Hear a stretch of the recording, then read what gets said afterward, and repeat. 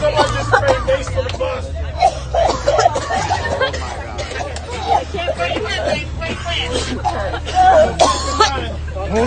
Hold your mouth.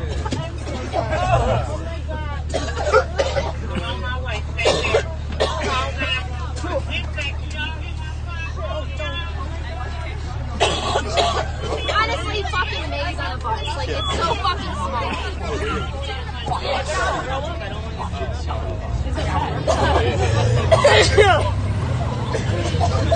Just don't let it get in your mouth. Hold your mouth. Hold your mouth. Well, no. That guy was talking mad shit. Like he deserved that shit 100%. Like, he was being a